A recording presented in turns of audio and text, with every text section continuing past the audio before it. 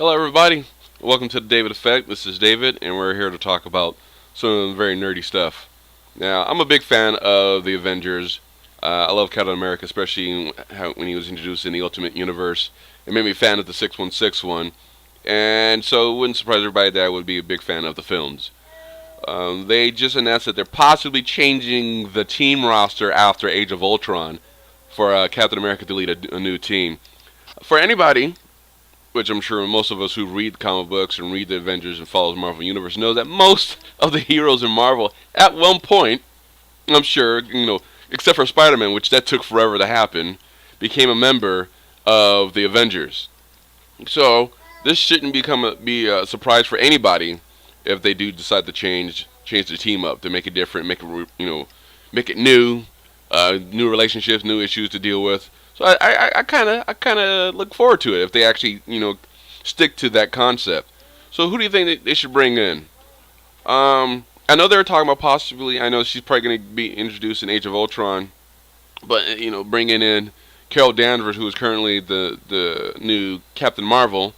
I personally would rather that she would be Ms. Marvel, or for other people who know her from her heyday as Warbird, or even Binary.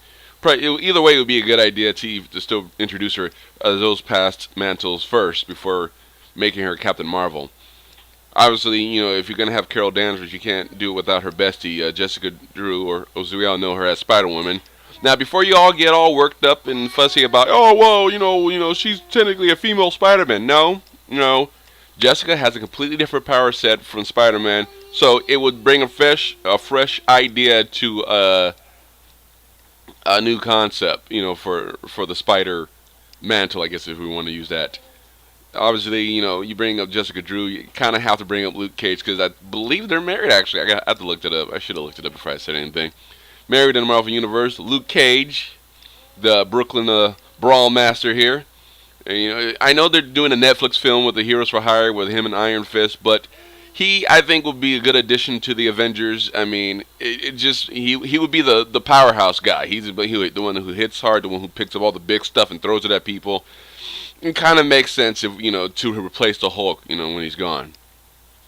Also, I think it'd be a good idea to bring him in is Rhodey, or we all know him as War Machine. Now, yes, he's going to be in Age of Ultron. He's already kind of made his debut in Iron Man 2.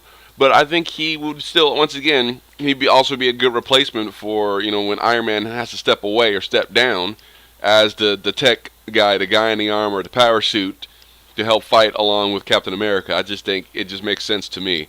And no Iron Patriot, War Machine. Iron Patriot, if we all know, doesn't even happen yet. Let's stick with War Machine. Come on, guys. Now, we all know this isn't probably going to happen because Sony's pretty tight-lipped about this kind of stuff. But we all want it. Peter Parker, Spider-Man should be in Avengers. Now, it's kind of a funny joke because it took forever for Peter to become an Avenger. But it finally did happen in the comic books. I think it should happen in the movies. I mean, he's worked with pretty much every character that exists in the Avengers at one point in his career. So it kind of makes sense that he should show up and be part of the team.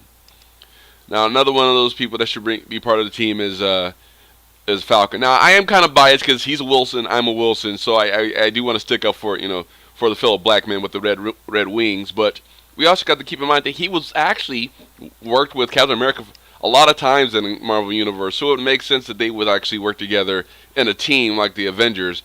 And after his debut in The Winter Soldier, Anthony Mackie made it very clear that he's really good at playing this character, so I think it'd be a good idea to bring him into the movies. Obviously, once again, someone else who's going to be introduced in Age of Ultron is the Vision. Paul Bettany's going to be playing the Vision in the movie, so it also would make sense that in the next film he would show up. I mean, obviously, he would be considered a permanent character in the Marvel Cinematic Universe, so it just kind of makes sense. And it also would make sense that if you're going to have the Vision, you got to have Wanda Maximoff, also known as the Scarlet Witch, which she's going to be once again introduced. And if you can't have Wanda without the more impetuous, whiny twin brother of hers, Pietro, also known as the Quicksilver, which, as you know, they're both will be in Age of Ultron, but they will also be in the children of Magneto, represent the mutant aspect of the Avengers. And I think once again that'd be a good addition to have in the next film. Now, we can't have a movie with the Avengers without bringing in an Asgardian. And I think Lady Sif already has her own place in the Thor films and stuff like that. So I think it'd be a good idea to bring in Valkyrie. I mean, think about it. Valkyrie's just as tough and as strong as Thor. Much, much, much prettier. And then once again, she's also had a background in working with the Avengers. So it would make sense that she would come into the film to represent the Asgardian aspect of the team.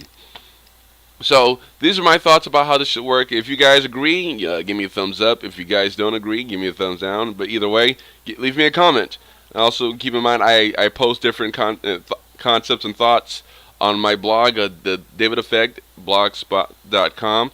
It's thedavideffect.blogspot.com.